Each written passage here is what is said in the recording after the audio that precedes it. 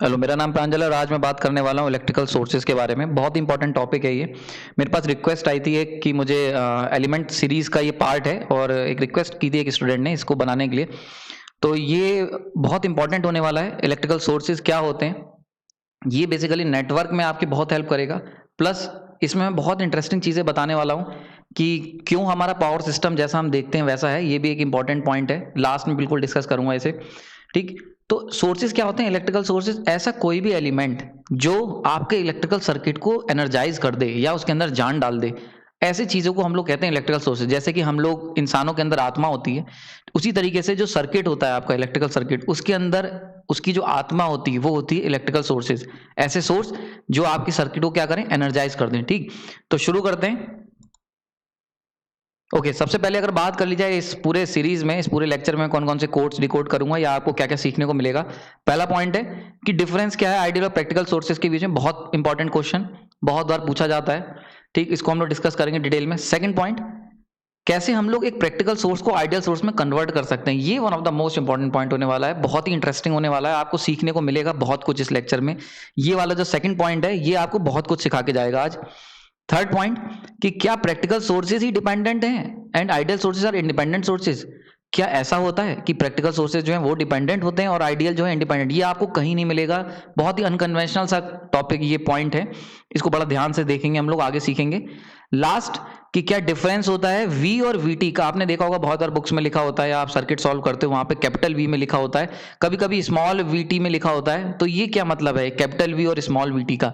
ठीक है, तो चलिए शुरू करते हैं। बहुत कुछ सीखने को मिलने वाला है, बहुत इंटरेस्टिंग लेक्चर होने वाला है ये। ओके, सबसे पहले बात करते हैं टाइप्स की, कि हम लोगों ने इलेक्ट्रिकल सोर्सेज जो बात की उसको किस तरीके से हमने उन्हें डिवाइड किया।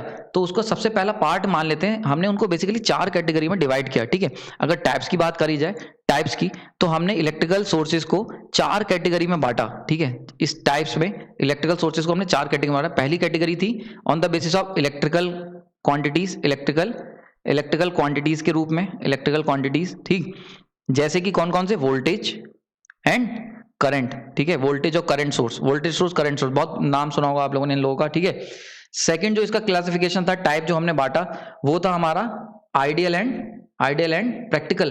ठीक है, ये भी आपने बहुत सुना होगा, आइडियल एंड प्रैक्टिकल सोर्सेज। ठीक, थर्ड कैटेगरी जो मैंने इसको डिवाइड करा वो था टाइम के ऊपर। टाइम वेरिएंट है या फिर इनवेरिएंट है। ठीक है, टाइम के साथ चेंज होने वाला है या टाइम के साथ कांस्टेंट रहने वाला है। क्लियर हो गया यहाँ पे? चौथी कैटेगरी, इसी को जो फोर्थ कैटेगरी बांटी गई वो बेसिकली बांटी गई डिपेंडेंट एंड इंडिपेंडेंट सोर्सेज। ठीक है, इंडिपेंडेंट सोर्सेज। ठीक, कि क्या वो डिपेंडेंट है या फिर अपने आप के ऊपर डिपेंड है, यानी किसी डिपेंड नहीं करता है, और इंडिपेंडेंट सोर्स है। तो इन सबको मैं एक एक करके डील करूंगा। तो सबसे पहले शुरू करते हैं इलेक्ट्रिकल क्वांटिटीज के बेसिस पे। अगर इलेक्ट्रिकल क्वांटिटीज की बात की जाए तो इलेक्ट्रिकल क्वांटिटीज दो होती हैं जो नॉर्मली हम लोग डील करते हैं, जैसे कि वोल्टेज हो गया। ठीक है, वोल्टेज है, फ्रिक्वेंसी है। ठीक, ये भी इलेक्ट्रिकल क्वांटिटी, करंट है। ठीक है, और फेज एंगल हो गया, फेज एंगल, ये सारी क्या है, इलेक्ट्रिकल क्वांटिटीज आती हैं। तो सोर्सेज जो बनाए गए वो बेसिकली वोल्टेज और करंट को हमने पकड़ के बनाया। आपने दुनिया में 2 ही सोर्स पढ़े होंगे, voltage source and current source. ठीक है, फ्रिक्वेंसी फेज उसका फीचर था, इलेक्ट्रिकल क्वांटिटीज ये भी काउंट होती हैं, लेकिन इनके ऊपर सोर्सेज नहीं बनाए जाते। ठीक है, ये उसका सोर्स का बिहेवियर डिसाइड करती हैं। तो इसलिए हम लोग जो मेन इलेक्ट्रिकल क्वांटिटीज के बेसिस पे जो सोर्सेज अपने डिवाइड करेंगे वो कौन कौन से थे? Voltage source and current source. Clear हो रहा होगा यहाँ पे, वोल्टेज एंड करंट सोर्स। ठीक, अगर प्रैक्टिकलिटी के बेसिस पे बात की जाए, प्रैक्टिकली, तो फिर 2 ऑप्शन है हमारे पास, एक होंगे आइडियल और एक होंगे प्रैक्टिकल। ठीक है, प्रैक्टिकल का क्या मतलब हो गया? आइडियल का सबसे पहले देख लेते हैं। आइडियल मतलब जिसमें हम लोग लॉसेस को इग्नोर कर देते हैं, यानी लॉसेस जीरो। ठीक है, यहाँ पे लॉसेस नहीं हो रहे होंगे, वो सारे के सारे सोर्सेस क्या होंगे? आइडियल सोर्स होंगे। ठीक है, और अगर मान लेते हैं, क्योंकि ऐसा पॉसिबल नहीं है इस ग्रह पे अगर आप रह रहे हो, यानी कि अर्थ पे अगर तुम रह रहे हो, तो ये संभव नहीं है कि आप एक आइडियल हो। ठीक है, तो आइडियल जैसी कोई चीज नहीं होती, तो फिर क्या उन्हें डिफर करता है? उन्हें डिफर करता है लॉसेस। और लॉसेस जब इंक्लूड कर लेते हो आप, लॉसेस प्लस सोर्स, तो ये बन जाता है आपका प्रैक्टिकल सोर्स। ठीक है, तो प्रैक्टिकल सोर्स मतलब क्या होगा? ऐसा सोर्स जिसके अंदर लॉसेस आपने इंक्लूड कर रखे हैं। क्लियर हो गया? तो ये दूसरी कैटेगरी थी। तीसरी, अगर कंसिस्टेंसी के बेसिस पे बात की जाए तो यहां पे ये 2 तरीके से पॉसिबल है भाई। कंसिस्टेंसी का क्या मतलब हुआ? एक तो या तो टाइम के साथ ये वेरी करेगा, या फिर क्या रहेगा, टाइम के साथ इनवेरिएंट रहेगा, इनवेरिएंट, ठीक है। तो टाइम के साथ इनवेरिएंट कौन रहता है, तो ऑब्वियस सी बात है डीसी सप्लाई, यानी कि अगर ऐसा सोर्स है जो टाइम के साथ कांस्टेंट रहे, टी के साथ अपनी मैग्नीट्यूड को कांस्टेंट रखे, तो ये किसमें होता है, ये होता है डीसी। टाइम के साथ वेरी करे, सिंपल सा एग्जांपल है आपके पास एसी, ठीक है, एसी। तो एसी जो होती है वो टाइम के साथ वेरी करेगी, उसका वोल्टेज, उसकी मैग्नीट्यूड जो होता है वोल्टेज का टाइम के साथ, जबकि डीसी में क्या होगा, ये फिक्स रहेगा। तो टाइम इनवेरिएंट मतलब जो समय के साथ फिक्स रहे, टाइम वेरिएंट मतलब जो समय के साथ वेरी करे, और उसका एग्जांपल हम लोग देख चुके हैं, वो क्या है हमारे पास, वो है आपका एसी। क्लियर हो गया। नेक्स्ट जो हमने डिसाइड करा वो था हमारा on the basis of dependency. तो इसके अंदर दो कैटेगरी ये मैं बता चुका हूं, एक था dependent loads, dependent source, sorry dependent sources, ठीक है, और एक हमने लिया इंडिपेंडेंट सोर्सेज, ठीक है, इंडिपेंडेंट सोर्सेज। तो ये कौन से थे, ये वो थे जो खुद पे निर्भर है, यानी कि वो क्या, ये इनका जो आउटपुट है वो किसी और पे डिपेंड नहीं करता, ठीक है, यानी कि इनका जो वोल्टेज है या इनका जो करंट है वो क्या है, वो फिक्स है, मतलब कहने का मतलब है उनका जो डिपेंडेंसी है वो किसी और पे डिपेंड नहीं करेगा, यानी कि आत्मनिर्भर है, ठीक है, आत्मनिर्भर। क्लियर हो रहा होगा, ठीक है। हो सकता है हिंदी की स्पेलिंग गलत हो, ठीक। तो आत्मनिर्भर है, और ये क्या है, ये डिपेंड है, यानी कि दूसरों पे निर्भर है, दूसरों पर डिपेंड कर रहे हैं, दूसरों पे डिपेंड कर रहे हैं। क्लियर हो रहा है। तो ये आत्मनिर्भर हैं, और ये क्या कर रहे हैं, ये आपके डिपेंडेंट सोर्सेज क्या होते हैं, दूसरों पे निर्भर हैं, जैसा कि नाम है डिपेंडेंट सोर्सेज। तो शुरू करते हैं। अगर 4 कैटेगरी हैं तो इन चारों कैटेगरी का क्या क्या हम लोग यूज करने वाले हैं, उसको मैं क्या करूंगा आपको समझाने के लिए 2 सोर्सेज लूंगा, वोल्टेज और करंट, और उसको हम लोग सारे के सारे पार्ट जो है उसके अंदर देखेंगे। तो शुरू करते हैं।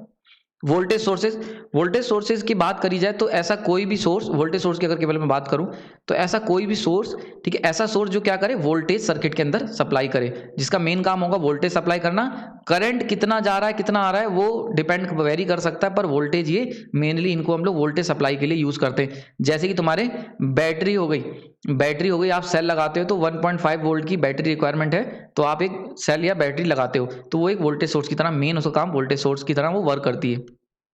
ओके, सबसे पहली बात कर लीजिए अगर आइडियल वोल्टेज सोर्स की, तो आइडियल वोल्टेज सोर्स ऐसा सोर्स जिसके अंदर हम लोग कितना भी पावर, आप जिससे कितना भी, सॉरी वोल्टेज, यानी कि जो वोल्टेज है, वोल्टेज वो कितना भी ले सकते हो, कितना वो उसका वोल्टेज कांस्टेंट रहेगा, इसका वोल्टेज क्या रहे, कांस्टेंट रहे। ठीक, क्लियर हो रहा है। यहाँ पे आइडियल वोल्टेज सोर्स की बात करूं तो वोल्टेज इसका कांस्टेंट रहे irrespective of current, irrespective of current.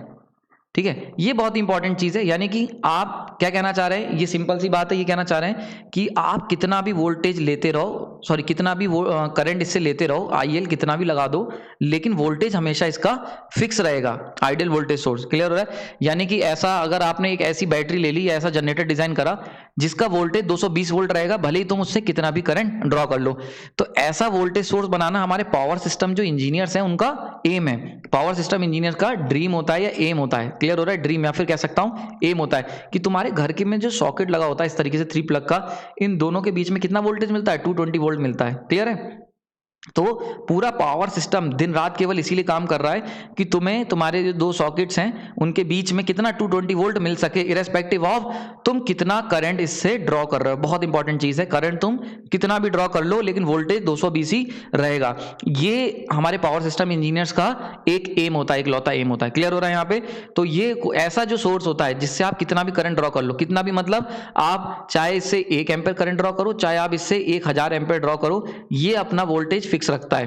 Clear हो। देखो यहाँ पे डायग्राम क्या बता रहा है, कर्व, ये आइडियल वोल्टेज सोर्स का कर्व है कि सिंपल सी चीज है, इस तरीके की लाइन जा रही है, IL load voltage, load current, और ये क्या है वीएल। ठीक है, इसको जरा देख लेते हैं ये कैसे बना। यानी अगर वोल्टेज सोर्स की बात की जाए, आइडियल वोल्टेज सोर्स की, तो एक आइडियल वोल्टेज सोर्स वी हो गया। ठीक, और ये जो वोल्टेज सोर्स है ये सप्लाई कर रहा है एक लोड को। ठीक है, पॉजिटिव नेगेटिव, ये वी सप्लाई हो गया। ये किसे जा रहा है, ये तुम दे रहे हो लोड को। ठीक है, और लोड जब कनेक्ट होगा तो यहाँ पे लोड मान लेते हैं, इनके बीच में एक लोड कनेक्टेड है इस तरीके से, ये वाला लोड जो है वो इनके बीच में कनेक्टेड है। ठीक, तो यहाँ पे करंट जा रहा है आईएल। क्लियर हो रहा है। तो आप लोड जो है वो कितना भी करंट मांग ले, यानी कि आईएल की वैल्यू कितनी भी चेंज हो जाए, वोल्टेज जो होगा वो V supply equal to V L, ये सप्लाई मान लेते हैं, ये load current, load voltage, load के अक्रॉस वोल्टेज ले लेते हैं। तो वी जो सप्लाई, जितना वोल्टेज तुम सप्लाई कर रहे हो यहाँ से, और लोड के अक्रॉस जो वोल्टेज है वो क्या रहेगा, उसका फिक्स रहेगा, यानी कोई भी चेंज नहीं आएगा इस वोल्टेज में। क्लियर हो रहा है। जितना वोल्टेज तुम दे रहे थे उतना वोल्टेज ही लोड के अक्रॉस मिलता रहेगा। ठीक, इरेस्पेक्टिव ऑफ कितना भी करंट ये लोड ड्रॉ कर ले। ठीक, ये हो गया आइडियल वोल्टेज सोर्स की पहचान हो गई। क्लियर हो गया। आगे चलते हैं। प्रैक्टिकल वोल्टेज सोर्स की बात की जाए, ठीक है, प्रैक्टिकल वोल्टेज सोर्स की, तो प्रैक्टिकल ऐसा सोर्स होता है जिसके अंदर हम लोग क्या कहते हैं, मैंने बताया था लॉसेस को इंक्लूड कर लेते हैं, यही तो बताया था प्रैक्टिकल सोर्स। तो जरा लॉसेस के साथ अगर इसका सर्किट बना लिया जाए लॉसेस के साथ, तो देखो क्या होगा, ये मान लेते हैं एक वोल्टेज सोर्स है जो कि हमारा सप्लाई कर रहा था Vs, अभी पुराने डायग्राम मैंने देखा था। अब लॉसेस इंक्लूड करने तो एक सीरीज में इसमें रेजिस्टेंस लग जाता है आर इंटरनल, ठीक है, ये आर इंटरनल लगा और यहाँ पे हमारा लोड करंट जा रहा है IL, ठीक, और यहाँ पे क्या कनेक्टेड है, यहाँ लोड कनेक्टेड है और लोड के अक्रॉस वोल्टेज कितना है, पॉजिटिव नेगेटिव का VL कनेक्टेड है, ठीक। तो अब देखो क्या होगा, अब तुमने क्योंकि रेजिस्टेंस Rin लगा दिया तो यहाँ पे वोल्टेज ड्रॉप होने लगेगा। ये क्या दिखा रहा है, ये दिखा रहा है लॉसेस को। मैंने पुराने लेक्चर में बताया है कि रेजिस्टेंस हमेशा लॉसेस को दिखाने के लिए यूज होता है, याद है, ये सब बता रखा है मैंने। तो लॉसेस के लिए मैंने क्या लगा दिया, रेजिस्टेंस लगा दिया। अगर मैं बात कर लेता हूँ वोल्टेज की, तो जो V लोड के अक्रॉस जो वोल्टेज मिलेगा वो तुमने जो सप्लाई करा है माइनस कर लो, क्या होगा, minus I load into R input, R internal, ठीक है। तो अगर इसका कर्व मैं बना देता हूँ इसी का, तो कर्व कुछ इसका इस तरीके से बनेगा, यानी कि जैसे जैसे तुम लोड करंट बढ़ाओगे, ठीक है, तो वोल्टेज जो तुम सप्लाई कर रहे थे पहले Vs, वो क्या होगा, कांस्टेंट, ये था आइडियल की, लेकिन कांस्टेंट आ रहा है कि वो ड्रॉप करता चला जाएगा इस तरीके से, ये नीचे जाता जाएगा, ये हो गया VL, ठीक है, क्लियर हो रहा है यहाँ पे। और ये जो स्लोप है, ये जो स्लोप है, ये स्लोप, ठीक, ये इसकी स्लोप की वैल्यू क्या होगी, माइनस का R, ठीक, तो माइनस का R जो हो गई ये स्लोप की वैल्यू हो गई। तो जैसे जैसे तुम लोड करंट बढ़ाओगे, यानी कि जैसे जैसे लोड ज्यादा लेना शुरू करोगे, तो वोल्टेज जो तुम्हें लोड के अक्रॉस मिल रहा था वो क्या होगा, डाउन होता चला जाएगा। ये देखा होगा तुमने, यही हम लोग दुनिया में जितने वोल्टेज सोर्स हैं वो सारे के सारे प्रैक्टिकल होते हैं। क्यों, क्योंकि उनके अंदर एक इंटरनल रेजिस्टेंस हम लोग लगाते हैं जो कि क्या होता है, लॉसेस को रिप्रेजेंट करता है। क्लियर हो गया होगा यहाँ पे ये चीज, ठीक। अब अगर बात की जाए आइडियल वोल्टेज सोर्स की, जो कि अब थोड़ी देर पहले मैंने डिस्कस किया था, तो आइडियल वोल्टेज सोर्स जो होता है इसके अंदर हमें दो चीजें मेंटेन करनी होती हैं, दो चीजें, एक सप्लाई को मेंटेन करना होता है, यानी कि वोल्टेज Vs की सप्लाई में मिलती रहे, दूसरा ये जो सप्लाई मिल रही है इसे मेंटेन भी करना होता है, ठीक है, यानी कि वोल्टेज, आइडियल वोल्टेज सोर्स क्या करेगा, दो काम करेगा, एक तो वोल्टेज सप्लाई करेगा और उस जो भी वोल्टेज वो सप्लाई कर रहा है जिस भी मैग्नीट्यूड का, उसे मेंटेन भी करेगा, बहुत इंपॉर्टेंट, उसे मेंटेन भी करेगा। अगर प्रैक्टिकल की बात की जाए, प्रैक्टिकल सोर्स जो कि अभी मैंने बताया है, तो प्रैक्टिकल सोर्स क्या करता है, प्रैक्टिकल सोर्स जो होता है प्रैक्टिकल, ठीक है, प्रैक्टिकल वोल्टेज सोर्स, ये क्या करेगा, ये तुम्हारा V सप्लाई करेगा, यानी कि वोल्टेज को सप्लाई करेगा, पर don't maintain its magnitude, don't maintain, ठीक है, ये केवल सप्लाई तो करेगा लेकिन उसका मैग्नीट्यूड जो होगा वो मेंटेन नहीं रखेगा, ध्यान से, बहुत इंपॉर्टेंट। यानी कि अगर प्रैक्टिकल सोर्स की बात करो, वोल्टेज सोर्स की, तो वो अपना मैग्नीट्यूड फिक्स नहीं रखता, यानी कि मेंटेन नहीं रख पाएगा, उसको देखा होगा आपने, इस तरीके से ड्रॉप होता चला जाएगा। तो क्या हो रहा है, वो अपनी वैल्यू जो थी उसको मेंटेन नहीं रख पाया। क्लियर हो गया होगा ये, तो ये हो गई प्रैक्टिकल की पहचान, यहाँ पे समझ में आ गया होगा, ठीक। तो ये चीज क्लियर हो गई। अच्छा, एक चीज और बड़ी इंपॉर्टेंट आ जाती है, यहां तक समझ में आ गया होगा, यानी कि ये पूरा का पूरा जो सिनारियो था जितना भी मैंने तुम्हें बताया, इसमें खास बात क्या थी, खास बात थी कि जो वोल्टेज आया, ठीक है, प्रैक्टिकल वोल्टेज की अगर बात करता हूं, तो जो V जो लोड के अक्रॉस मिलेगा वो V सप्लाई माइनस का I इंटू R इनपुट है, ठीक है, यानी कि वो किस पे डिपेंड कर रहा है, R इनपुट पे डिपेंड कर रहा है। यानी कि अगर बात की जाए वोल्टेज सोर्स की, प्रैक्टिकल वोल्टेज सोर्स की, तो वो प्रैक्टिकल क्यों बन गया आइडियल से, R इनपुट होने की, इंटरनल रेजिस्टेंस होने की वजह से। यानी कि अगर तुमसे कहा जाए, ठीक है, अगर मैं आपसे कहता हूं कि मैं क्या करूं, मैं एक आइडियल वोल्टेज सोर्स, यानी कि एक प्रैक्टिकल वोल्टेज सोर्स और वर्सेस अगर बात की जाए आइडियल वोल्टेज सोर्स की, तो इनके बीच में क्या डिफरेंस है, इनके बीच में डिफरेंस है आर इंटरनल का।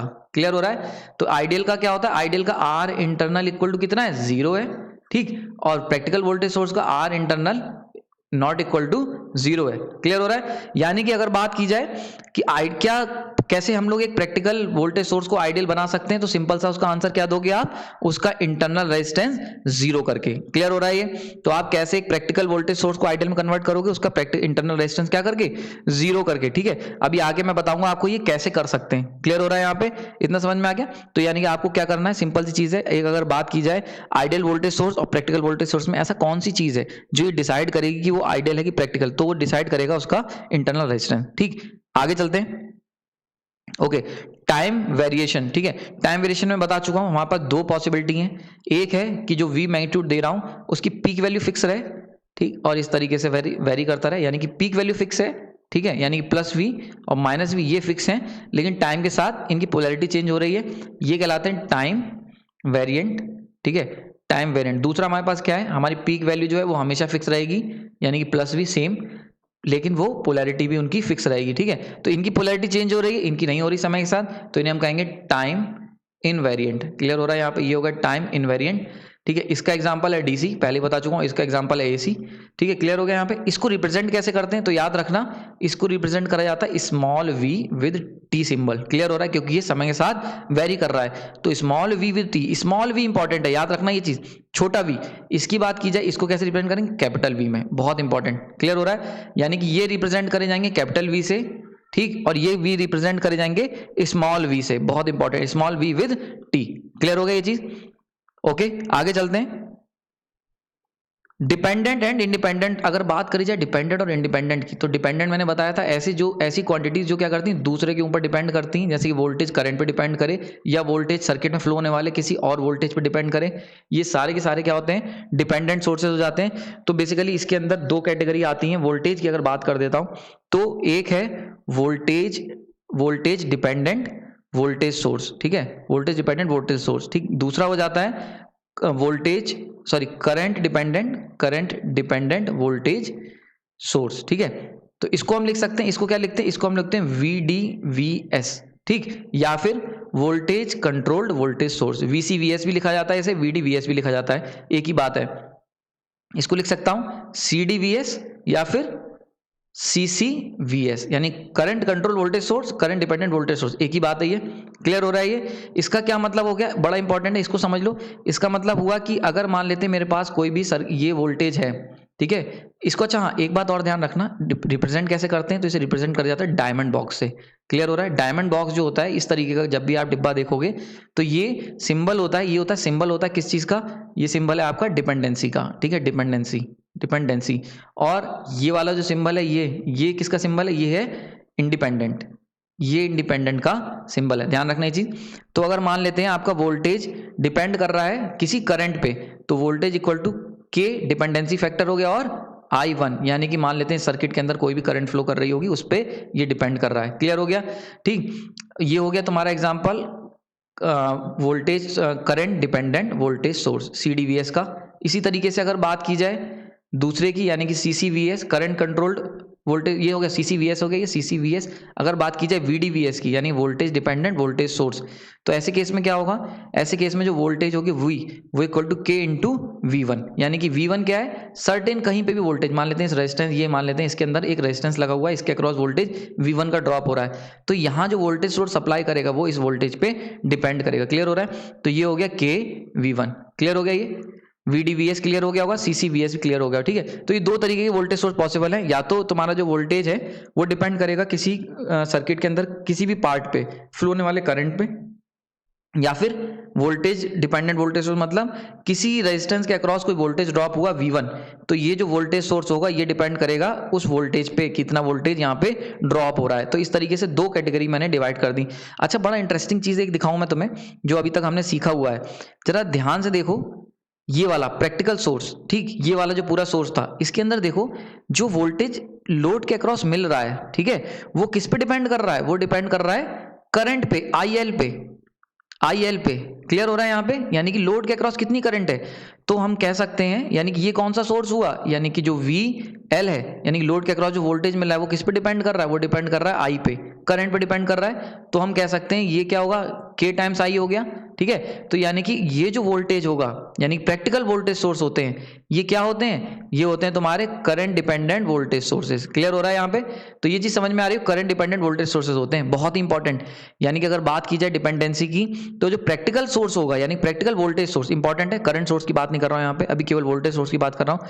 तो प्रैक्टिकल वोल्टेज सोर्स होगा वो इस करंट पे डिपेंड कर जाएगा। देखो इस कर्व को बहुत ध्यान से देखना, ये कर्व मैंने यहाँ पे भी बनाया है और इसे पीछे भी समझाया, इस वाले कर्व को ध्यान से देखो।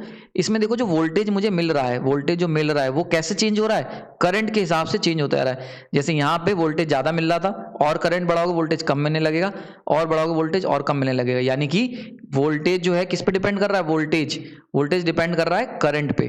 तो ये क्या हो गया, current dependent voltage source, CDVS।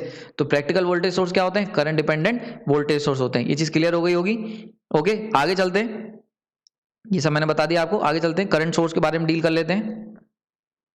Okay, तो ऐसे कोई भी सोर्स जो करंट के लिए हम लोग, यानी कि जो हमारे सर्किट के अंदर करंट के लिए मेन जिम्मेदार हो, उनको हम लोग करंट सोर्स कहेंगे। करंट सोर्स, अगर आइडियली करंट सोर्स की बात की जाए तो ऐसा कोई भी सोर्स जो क्या करे, करंट को फिक्स रखे, इरेस्पेक्टिव ऑफ यानी कि उससे मतलब नहीं है, रिस्पेक्टिव ऑफ वोल्टेज। कितना भी तुम वोल्टेज लगा रहे हो करंट सोर्स के अक्रॉस, करंट वो फिक्स देगा। ठीक है, क्लियर हो रहा है? यानी कि अगर इसकी वेवफॉर्म की बात की जाए तो करंट तुम्हारा क्या मिलेगा, फिक्स मिलेगा। करंट की वैल्यू फिक्स रहेगी इरेस्पेक्टिव ऑफ वोल्टेज, कितना भी चेंज करो तुम समय के साथ। क्लियर हो रहा है यहाँ पे? तो वोल्टेज कितना भी चेंज कर लो, करंट की वैल्यू अगर फिक्स रहेगी। तो ऐसे सोर्स क्या होते हैं? ऐसे सोर्स होते हैं आपके आइडियल करंट सोर्स। ठीक, क्लियर हो गया ये चीज? इसमें तो कोई डाउट होगा नहीं, बहुत सिंपल सी चीज है। ठीक है, अगर इसकी सर्किट बता दें, इसी तरीके से इसका सर्किट भी देख लेते हैं। ठीक, सर्किट की बात कर लेते हैं। तो सर्किट में सिंपल सी चीज है, आपके पास अगर करंट सोर्स बनाऊंगा उसका सिंबल होता है इस तरीके से। ठीक, और ये हो गया आई सप्लाई। ठीक है, और ये मान लेते हैं लोड से कनेक्टेड है। यहाँ पे ये आपका लोड लगा हुआ है। ठीक है, पॉजिटिव नेगेटिव ये लोड लगा है, इसके अक्रॉस वोल्टेज मान लेते हैं VL ड्रॉप हो रहा है, VL इसके अक्रॉस आ रहा है, और ये हो गया लोड करंट। तो अगर इस सर्किट की बात की जाए तो इसमें IL की वैल्यू क्या रहेगी? IL इक्वल टू IS ये और ये IL है। तो देखो IL इक्वल टू हमेशा रहेगा IS के, ये दोनों एक दूसरे के इक्वल रहेंगे। बहुत इंपॉर्टेंट, ये चीज हमेशा क्या रहेगी? इक्वल रहेगी। क्लियर है? और देखो हर बार इसका मैग्नीट्यूड इक्वल डिस्टेंस पे है।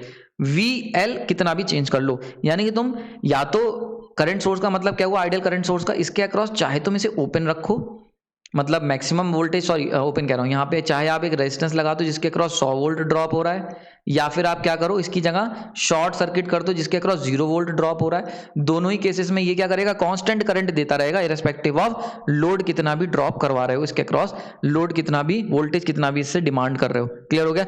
जैसे कि आइडियल वोल्टेज सोर्स था, उससे कितनी भी करंट डिमांड करो उसका वोल्टेज फिक्स रहेगा। क्लियर हो गया? इसी तरीके से ये है।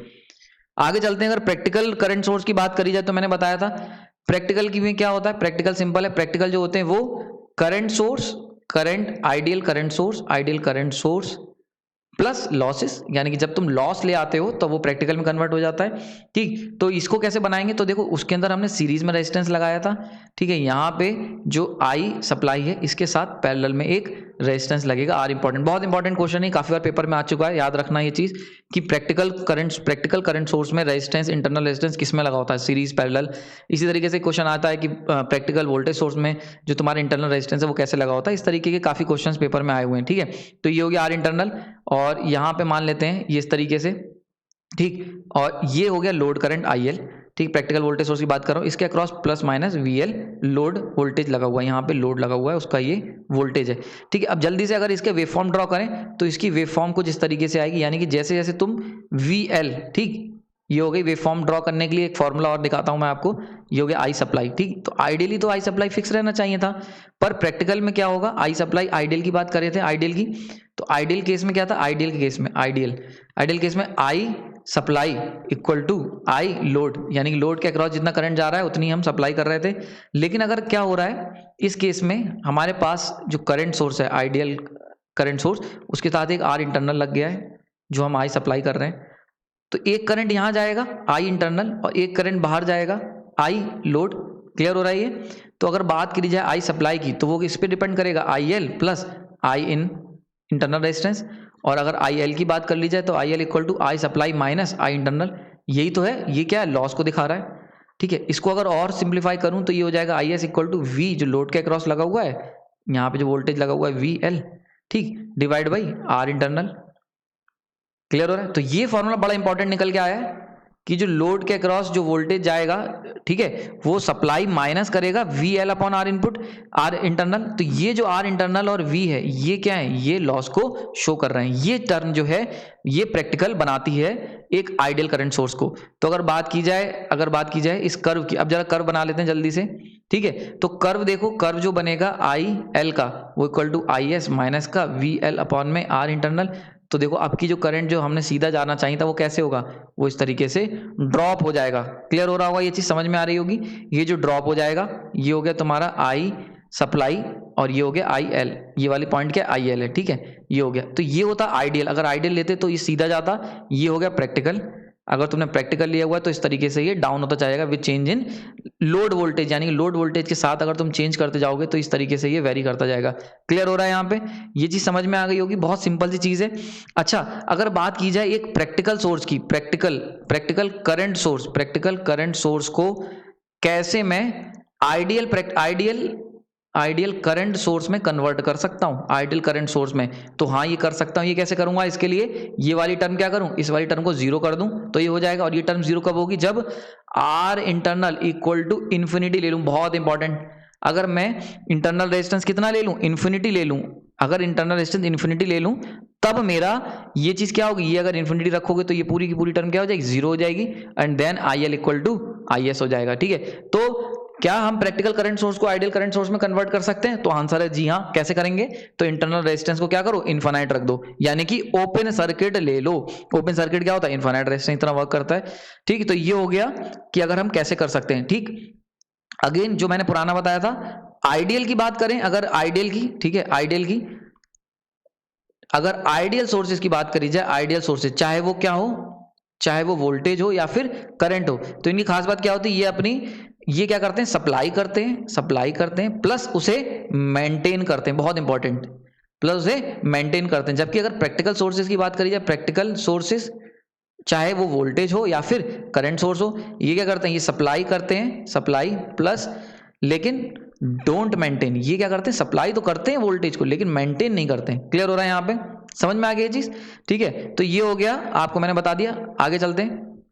टाइम वेरिएशन, सिमिलरली जैसे कि हमने उसमें देखा था, हमारे पास दो तरीके की वेरिएशन पॉसिबल है। एक तो फिक्स, ये इसका पीक वैल्यू फिक्स होगी, आई पीक, और ये पोलैरिटी लेकिन रिवर्स होती रहेगी इस तरीके से। दूसरे केस क्या हो सकता है हमारे पास, ये टाइम के साथ इसकी पोलैरिटी यानी कि पीक वैल्यू फिक्स रहे और ये अपनी जगह फिक्स भी रहे। तो पोलैरिटी फिक्स है इस केस में, यानी टाइम के साथ टाइम इनवेरिएंट है। जैसा बताया था, ये क्या है, पोलैरिटी रिवर्स हो रही, पोलैरिटी क्या हो रही, पोलैरिटी चेंज हो रही है, यानी कि समय के साथ। तो ये क्या हो जाएंगे, टाइम, ये हो जाएंगे टाइम वेरिएंट। ठीक है, क्लियर हो गया, ये टाइम वेरिएंट, ये होगा टाइम इनवेरिएंट। और ये जो होते हैं इसको हम कैसे लिखते हैं, ये होता है एग्जांपल है किसका, डीसी का एग्जांपल है, और ये किसका एग्जांपल, एसी का एग्जांपल है। इसको लिखेंगे क्योंकि समय के साथ चेंज हो रहा है, तो इसे लिखेंगे स्मॉल आई से और इसके साथ ब्रैकेट में लगाएंगे टी, यानी कि कौन से समय पे बात कर रहे हो तुम। ठीक है, क्योंकि इसका मैग्नीट्यूड समय के साथ चेंज हो रहा है, तो हम टी डिसाइड करेगा कि किस समय में इसका कितना मैग्नीट्यूड है। ये क्योंकि इसका मैग्नीट्यूड फिक्स है तो इसको हम लोग कैपिटल से लिखते हैं, पर इसके साथ टी नहीं लगाते हैं, क्योंकि टी तुम कोई भी समय ले लो, चाहे तुम यहां ले लो चाहे यहां ले लो, हमेशा मैग्नीट्यूड फिक्स मिलेगा। इसीलिए जितने भी, याद रखना, अगर कभी सोर्सेज में तुम्हें ये नहीं दे रखा है कि वो एसी है कि डीसी है, पर स्मॉल से इस तरीके से स्मॉल लेटर में बताया गया है, तो तुम समझ जाओगे, डिकोड करोगे, क्या कहोगे इसे, ये है एसी। लेकिन अगर कहीं पे तुम्हें कैपिटल में लिखा हुआ है तो ऑटोमेटिकली वो इशारा है, वो क्या है, डीसी की तरफ इशारा है। ध्यान रखना, गेट में कई बार क्वेश्चंस ऐसे आते हैं जिसमें आपको ये नहीं दे रखा होता एसी डीसी है, केवल तुम्हें सिंबल से पहचानना होता है। तो सिंबल याद रखना, ये चीज बहुत इंपॉर्टेंट है, इसमें कभी भी इसको भूलना नहीं। आगे चलते हैं, डिपेंडेंसी की बात कर लेते हैं। तो मैंने डिपेंडेंसी की सिंबल बनाया था, इस तरीके का डायमंड सिंबल होता है, ठीक है, और इसमें इस तरीके का एरो लगा देते हैं करंट को दिखाने के लिए। तो ये अगेन दो तरीके के पॉसिबल है, एक होता है वोल्टेज डिपेंडेंट करंट सोर्स और एक हो सकता है करंट डिपेंडेंट करंट सोर्स। इसको मैं और लिख सकता हूं वोल्टेज कंट्रोल्ड करंट सोर्स, और इसे मैं लिख सकता हूं current controlled current source, CCCS VCCS। ठीक है, तो जल्दी से देख लेते हैं। VDCS का क्या मतलब हो गया, इसके अंदर जो करंट जो किसी सर्किट में फ्लो करेगा आई, वो किस पे डिपेंड करेगा, वो डिपेंड करेगा एक वोल्टेज पे। कोई भी वोल्टेज हो सकता है इस रेजिस्टेंस के अक्रॉस वोल्टेज हो सकता है लोड के अक्रॉस वोल्टेज हो। ठीक है, और CCCS की बात कर लें तो अगर किसी सर्किट में करंट फ्लो करेगा, यानी कि अगर कोई सर्किट में आई करंट फ्लो कर रहा है सोर्स की वजह से, ठीक है, तो ये जो करंट फ्लो कर रहा है, ठीक, आई, इस रेजिस्टेंस मान लेते हैं, दो रेजिस्टेंस हैं, तो इस रेजिस्टेंस से फ्लो कर रहा है I1, तो ये वाला जो सोर्स होगा यानी करंट कंट्रोल करंट सोर्स, वो इस वाले करंट पे डिपेंड अगर कर रहा होगा तो ये कहलाएगा करंट कंट्रोल करंट सोर्स। इसको कैसे लिख सकते हैं, इसका एग्जांपल एक बहुत सिंपल सा देता हूं मैं, आपको याद रखने के लिए हेल्प मिलेगी। मान लेते हैं ये एक वोल्टेज है इसके क्रॉस V1 और ये एक रेजिस्टेंस है R1, एक ऐसी रेजिस्टेंस है R2, ठीक है, और यहाँ पे करंट जा रही है I1। क्लियर हो रहा है? तो अगर ये यहाँ पे इसका जो ये वोल्टेज है I, अगर ये I equal to K times V1 है तो ये हो जाएगा वोल्टेज कंट्रोल्ड करंट सोर्स। ठीक है, अगर ये I जो है वो equal to K times I1 है तो ये हो जाएगा current controlled current source. Clear हो रहा है? बहुत सिंपल सा, आई होप समझ में आ गया होगा। बहुत सिंपल सी चीज बताइए, कोई इसमें बहुत ज्यादा प्रैक्टिकलिटी मैंने नहीं बहुत ज्यादा कॉम्प्लेक्स नहीं किया है। ठीक है। अच्छा, जैसे मैंने उसमें बताया था वोल्टेज, प्रैक्टिकल वोल्टेज सोर्स, वैसे ही जरा इसको ध्यान से देखो, ये वाला पूरा सिनारियो जो है इसको बड़े ध्यान से देखना। तो कोई भी चीज प्रैक्टिकल, ये एक आइडियल करंट सोर्स प्रैक्टिकल क्यों हो गया था, इस VL/RN की वजह से। ठीक है, अगर इस कर्व को बहुत ध्यान से देखो तो देखो जैसे जैसे तुम वोल्टेज बढ़ा रहे हो, जैसे जैसे आप वोल्टेज बढ़ा रहे हैं तो उसी हिसाब से क्या हो रहा है, करंट की वैल्यू डाउन होती चली जा रही है। यानी कि यहाँ पे करंट की वैल्यू ज्यादा है, थोड़ा आगे बढ़ो करंट की वैल्यू कम हो गई, और बढ़ोगे थोड़ा करंट की वैल्यू और कम हो गई। तो यानी कि यहाँ पे आई जो है लोड, वो किस पे डिपेंड कर रहा है, वी लोड पे डिपेंड कर रहा है। तो ये किसका एग्जांपल है, ये एग्जांपल है आपके वोल्टेज डिपेंडेंट करंट सोर्स, यानी कि VCCS, voltage control current source का एग्जांपल है, बहुत ही इंपॉर्टेंट। तो अगर प्रैक्टिकल करंट सोर्स, अगर तुमने प्रैक्टिकल करंट सोर्स लिया है तो वो वोल्टेज डिपेंडेंट करंट सोर्स होता है, डिपेंडेंट होता है वो, याद रखना ये चीज। आइडियल करंट सोर्स इंडिपेंडेंट होंगे सारे के सारे। अगर इसको कंक्लूड कर देता हूं एक सिंगल स्लाइड में, बहुत ध्यान से देखना इसको, अगर एक सिंगल स्लाइड में मैं इसको कंक्लूड करूं तो आइडियल जो सोर्सेज होंगे, आइडियल सोर्सेज वो क्या होंगे, आइडियल सोर्सेज चाहे वो वोल्टेज हो या फिर करंट हो, ये सारे सारे क्या होंगे, इंडिपेंडेंट होंगे, इंडिपेंडेंट होंगे। ठीक है, अगर बात की जाए प्रैक्टिकल सोर्सेज की, प्रैक्टिकल सोर्सेज चाहे वो वोल्टेज हो या फिर करंट हो, तो ये सारे के सारे क्या होंगे, ये होंगे डिपेंडेंट। ठीक, ये क्या होंगे, डिपेंडेंट सोर्सेज होंगे। ठीक, तो ये बहुत इंपॉर्टेंट क्वेश्चन है, काफी बार पेपरों में आया हुआ है, याद रखना ये चीज। ठीक, आगे चलते हैं। ओके, तो हम कैसे कन्वर्ट कर सकते हैं भाई प्रैक्टिकल को आइडियल में, तो अभी मैंने बताया तुम्हें, ठीक है, कि अगर बात की जाए वोल्टेज सोर्स, पहले मैं वोल्टेज सोर्स देखूंगा। ठीक है, तो वोल्टेज सोर्स में मैंने क्या देखा था कि V जो था, V जो लोड के अक्रॉस था वो V सप्लाई माइनस का I load into R internal. Clear हो रहा है यहाँ पे, यानी कि ये रेजिस्टेंस जिम्मेदार था जो सीरीज में लगा हुआ था। अगर मुझे इसको मैं जीरो कर दूं तो क्या हो जाएगा, ideal volt practical voltage source किस में कन्वर्ट हो जाएगा, आइडियल वोल्टेज सोर्स में कन्वर्ट हो जाएगा। यानी कि रेजिस्टेंस को क्या करना है, मुझे रिड्यूस करना है, रेजिस्टेंस को रिड्यूस करना है। तो ये कैसे पॉसिबल होता है, तो इसका सबसे अच्छा एग्जांपल है, क्या करो आप, अगर आपके पास मान लेते हैं एक वोल्टेज सोर्स है VS और उसका इंटरनल रेजिस्टेंस है RN। ठीक, तुम क्या करो, एक और वोल्टेज लो और इसके पैरेलल में लगा दो। ठीक है, इस तरीके से। ठीक, एक और वोल्टेज सोर्स लो, इसके पैरेलल में लगा दो। क्लियर हो रहा है यहाँ पे VS।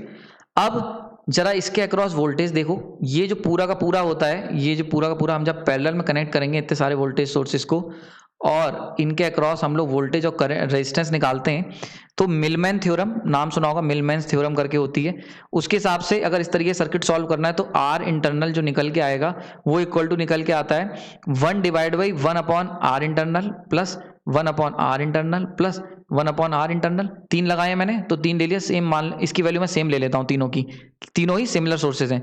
तो ऐसे केस में क्या निकल के आएगा, ऐसे केस में आपका जो आउटपुट निकल के आएगा वो R internal equal to R internal जो इक्विवेलेंट होगा equal to R internal divide by 3। देखो बहुत इंपॉर्टेंट, यानी कि आपने अगर पैरेलल में लगा दिए वोल्टेज सोर्सेज अपने, तो ऐसे में क्या होगा, उनका इंटरनल रेजिस्टेंस क्या होगा, रिड्यूस हो जाएगा, 1/3 हो गया। ठीक है, और अगर मैं आइडियल में कन्वर्ट करना चाहूं, देखो जैसे, यानी पैरेलल कॉम्बिनेशन, पैरेलल कॉम्बिनेशन से क्या होगा, पैरेलल कॉम्बिनेशन से R इंटरनल जो होगा वो रिड्यूस होता चला जाएगा। क्लियर हो रहा है यहाँ पे, तो जितने ज्यादा तुम सोर्सेज पैरेलल में लगाओगे उतने ज्यादा इंटरनल रेजिस्टेंस क्या होगा, रिड्यूस होगा।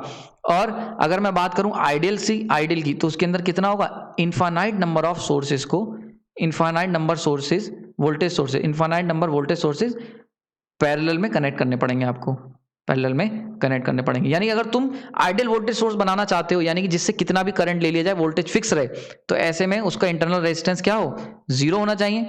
और इसके लिए तुम्हें क्या होगा, इनफाइनाइट वोल्टेज सोर्सेज को पैरेलल में कनेक्ट करना पड़ेगा। यही वजह है जिसकी वजह से जितने भी सिंक्रोनस जनरेटर होते हैं, यानी पावर सिस्टम में हम यही तो बनाना चाहते हैं आइडियल वोल्टेज सोर्स। तो पावर सिस्टम के जितने भी जनरेटर्स होते हैं, यानी कि जिन्हें हम अल्टरनेटर्स कहते हैं, अल्टरनेटर्स, ठीक है, ये सारे के सारे पैरेलल में कनेक्ट किए जाते हैं। ध्यान रखना, बहुत इंपॉर्टेंट पॉइंट बता रहा हूं, ठीक है, ये जल्दी आपको कहीं भी किसी बुक में सीखने को नहीं मिलेगा। जितने भी अल्टरनेटर्स हैं वो सारे के सारे पैरेलल में जो कनेक्ट किए जाते हैं, उनके पीछे पर्पस, सोल पर्पस क्या होता है, उन्हें आइडियल वोल्टेज सोर्स बनाने की कोशिश रहती है, और इसीलिए हम उन्हें पैरेलल में कनेक्ट करते हैं। क्यों, क्योंकि पैरेलल में कनेक्ट करने पे हमने देखा कि जो इंटरनल रेजिस्टेंस है वो क्या होगा, रिड्यूस होता चला जाएगा। मिलमैन थ्योरम के हिसाब से जब सॉल्व करेंगे सर्किट को, देखो 1/3 हो गया। ठीक है, तो ये क्या होगा, रिड्यूस होता चला जाएगा। ठीक, तो ये आई होप ये चीज आपको समझ में आ गई होगी किस तरीके से काम करा। ठीक है, तो अगर आइडियल वोल्टेज सोर्स बनाना है तो आपको क्या करना पड़ेगा, सबके सब सोर्सेज को क्या करो, पैरेलल में कनेक्ट कर दो। आगे चलते हैं, करंट सोर्स को कैसे कर सकते हैं। तो देखो हमने देखा था, अगर आइडियल करंट सोर्स की बात की जाए तो उसकी केस में क्या था, जो R इंटरनल था वो कितना था, इन्फिनिटी था। अगर फॉर्मूला ध्यान से देखूं, ठीक, ये हो गया।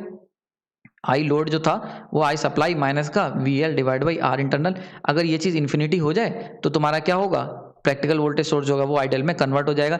यानी कि अब तुम्हें क्या करना है, इन्फिनिटी तो चलो नहीं कर सकते, पर क्या करना है तुम्हें, आर को, आर इंटरनल यहाँ पे इंक्रीज करना। ध्यान रखना वोल्टेज जो सोर्स था उसके अंदर हमने आर इंटरनल को रिड्यूस करा था, ठीक है, लेकिन अगर तुम्हें आइडियल करंट सोर्स बनाना है तो उसके लिए इंटरनल रेजिस्टेंस को इंक्रीज करना पड़ेगा, ठीक है, इंक्रीज करना पड़ेगा। तो इंक्रीज करने का तरीका क्या होता है, सीरीज में कनेक्शन करते हैं जब भी आपको रेजिस्टेंस करना होता है। तो अगर एक मेरा करंट सोर्स जो था वो इस तरीके से है, ठीक है, आई, ठीक, और इसके अक्रॉस रेजिस्टेंस क्या है, आर इंटरनल है। इसी तरीके से क्या होगा, मैं सारे क्या होगा सीरीज में लगा दूंगा, ठीक। सीरीज में जब आप लगाते हो इनको इस तरीके से आ जाएगा, ठीक, आई और इसके अक्रॉस आर इंटरनल, ठीक है। इसी तरीके से एक और आई और इसके अक्रॉस आर इंटरनल। क्लियर हो रहा है यहाँ पे। अब इसको सॉल्व करने के लिए हमें क्या करना पड़ेगा, इसका सोर्स ट्रांसफॉर्मेशन कर देते हैं। सोर्स ट्रांसफॉर्मेशन जानते होगे, करंट को अगर वोल्टेज सोर्स में कन्वर्ट करते हैं उसी को सोर्स ट्रांसफॉर्मेशन कहते हैं। तो एक वोल्टेज सोर्स से रिप्लेस कर दो, V equal to I into R internal, ठीक है, और यहाँ पे एक रेजिस्टेंस आ गया आर इंटरनल। इसी तरीके से ये भी हो गया, ठीक है, V और यहाँ पे आर इंटरनल। इसी तरीके से ये हो गया V और आर इंटरनल। क्लियर हो गया यहाँ पे। तो ये अगर इसको सॉल्व करोगे तो आर इंटरनल कितना निकल के आएगा, 3 टाइम्स आर इंटरनल, ये आर इंटरनल इक्विवेलेंट की। अगर इसकी बात की जाए इनको, यानी कि इनका टोटल जो इंटरनल रेजिस्टेंस होगा आर इंटरनल वो इक्विवेलेंट ले लो, तो वो किस फॉर्मूले से निकलेगा, इस फॉर्मूले से आ जाएगा, R internal equivalent equal to 3 times R internal. Clear हो गया। यानी कि जैसे जैसे तुम सीरीज में लगाते जाओगे करंट सोर्सेज को, तो उससे क्या होगा, उसका जो रेजिस्टेंस होगा, इंटरनल रेजिस्टेंस, वो क्या होगा, बढ़ता चला जाएगा मिलमैन फॉर्मूले से, सॉरी वोल्टेज सोर्स कन्वर्जन से हमने देखा इसको। और ऐसे केस में क्या होगा, यानी कि अगर आपको एक आइडियल करंट सोर्स बनाना है, ठीक, आइडियल करंट सोर्स, ठीक है, तो आइडियल करंट सोर्स बनाने के लिए क्या होना चाहिए, आर इंटरनल तुम्हारा कितना होना चाहिए, इन्फिनिटी होना चाहिए। तो इसके लिए तुम्हें क्या होगा, जितने भी प्रैक्टिकल करंट सोर्सेज होंगे तुम्हें infinite amount of practical current sources को किस में लगाना होगा, सीरीज में लगाना होगा। क्लियर हो रहा है यहाँ पे। यानी कि आपको infinite amount of practical current sources को सीरीज में लगाना होगा, जो कि पॉसिबल नहीं है, नहीं पॉसिबल है, जो कि इम्पॉसिबल है। क्लियर हो रहा है। तो यानी कि यहाँ से जितनी भी मैंने चीजें सीखी, अगर मैं बात करूं एक प्रैक्टिकल सोर्स को आइडियल सोर्स में, क्या मैं, ठीक है, इसको मैं नई स्लाइड पे कंक्लूड कर देता हूं, ये आपको समझने के लिए हेल्प कर जाएगा। तो क्या मैं प्रैक्टिकल को आइडियल में कन्वर्ट कर सकता हूं? जी हाँ, कर सकते हैं। कैसे कर सकता हूं? अगर वोल्टेज है तो उसे पैरेलल में लगा दो, अगर करंट सोर्स है तो उसे सीरीज में लगा दो, ठीक है। अच्छा, अगर मान लेते हैं एकदम आइडियल की तरफ जाओ तो कितने लगाने होंगे, तो हमें इनफाइनाइट सीरीज और पैरेलल लगाने होंगे, जो कि क्या है, जो कि ये चीज क्या है, ये चीज इम्पॉसिबल है, ये चीज इम्पॉसिबल है। क्लियर हो गया। इसीलिए कभी भी आइडियल वोल्टेज सोर्स हम नहीं बना सकते, हम क्लोज टू आइडियल जा सकते हैं पर आइडियल वोल्टेज सोर्स नहीं बना सकते। क्लियर हो रहा है यहाँ पे, ये चीज समझ में आ गई होगी। इंटरनल रेजिस्टेंस, इंटरनल आपको दोनों का समझ में आ गया होगा, वोल्टेज सोर्स, ये सारी चीजें क्लियर कर दी हैं। तो जल्दी से कंक्लूड करते हैं, काफी बड़ा लेक्चर हो चुका है ये, ठीक है। तो सबसे पहले अगर बात की टाइप्स, तो हाँ ठीक है, मैंने 4 टाइप डिस्कस करे, on the basis of dependency, on the basis of quantity voltage and current source, on the basis of time variant and time invariant, और ऑन द बेसिस ऑफ एक चीज और थी कि हमारे पास जितनी भी मैंने आप लोगों को चीजें समझाई हैं उसमें प्रैक्टिकलिटी, हाँ प्रैक्टिकलिटी, यानी कि आइडियल एंड प्रैक्टिकल सोर्स, ठीक है। तो ये 4 कैटेगरी थी जिनमें मैंने वोल्टेज सोर्स को डिवाइड करा, ये सारी चारों की चारों मैंने आपको क्लियर कर दी हैं। आगे चलते हैं। वोल्टेज सोर्स में मैंने बताया, वोल्टेज सोर्स में तुम्हें मैंने टाइम वेरिएंट इनवेरिएंट बता दिए, ठीक है, ये टाइम वेरिएंट होता है और ये टाइम इनवेरिएंट होता है। आइडियल बता दिया, आइडियल अपना वोल्टेज मेंटेन रखेगा, जबकि प्रैक्टिकल क्या होगा, उसमें वोल्टेज इस तरीके से डाउन होता चला जाएगा, ठीक है। तीसरी चीज मैंने बताई कि डिपेंडेंसी को ऐसे शो करते हैं, ठीक है। और एक बड़ी इंपॉर्टेंट चीज बताई कि क्या हम आइडियल को वोल्टेज में आइडियल वोल्टेज सोर्स बना सकते हैं प्रैक्टिकल से, तो हाँ, उसके लिए आपको आर इंटरनल कितना पढ़ना पड़ेगा, आर इंटरनल आपको 0 करना पड़ेगा, ठीक है। ये चीज अगर कर दोगे, ये कैसे होगा, ऐसा करने के लिए आपको पैरेलल कॉम्बिनेशन लगाने पड़ेंगे वोल्टेज सोर्सेज के। क्लियर हो गया यहाँ पे। आगे चलते हैं, करंट सोर्स की बात कर लेते हैं, ये भी मैंने बताया। करंट सोर्स मैंने बताया आपको कितने तरीके के, टाइम इनवेरिएंट बता दिया AC, time variant AC, time invariant DC, ठीक है। आइडियल करंट की बात की जाए तो कितना भी तुम लोड वोल्टेज उसके अक्रॉस अप्लाई करो वो अपना फिक्स रखेगा, ये हो गया आइडियल, ठीक है। प्रैक्टिकल की बात करो तो वो डाउन हो जाएगा, ये हो गया प्रैक्टिकल, ठीक है। और वो किस बेसिस पे डाउन होगा, तो माइनस का V जो तुम लोड लगा रहे हो अपॉन में आर इंटरनल। तो अगर आइडियल की बात करी जाए, आइडियल करंट सोर्स, तो उसके लिए आर इंटरनल कितना होना चाहिए, इन्फिनिटी। तो क्या हम लोग प्रैक्टिकल सोर्स को, क्या हम लोग प्रैक्टिकल को आइडियल बना सकते हैं, तो हाँ जी हाँ, कैसे बना सकते हो, तो उसको हमने क्या बनाया, सीरीज कॉम्बिनेशन, सीरीज में कनेक्ट करना पड़ेगा आइडियल करंट सोर्सेज को, प्रैक्टिकल करंट सोर्सेज को सीरीज में कनेक्ट करना पड़ेगा, ठीक है। तो ये मैंने सारा का सारा आई होप कवर कर दिया। आई होप आपको समझ में आया होगा। ये आपके लिए बहुत बेनिफिशियल होगा अगर आप इसको बहुत ध्यान से पढ़ते हैं और सारे के सारे जो पॉइंट बताए मैंने अगर आप इनको रिवाइज कर लेते हैं तो मुझे नहीं लगता कोई क्वेश्चन आपका कभी भी गलत होगा।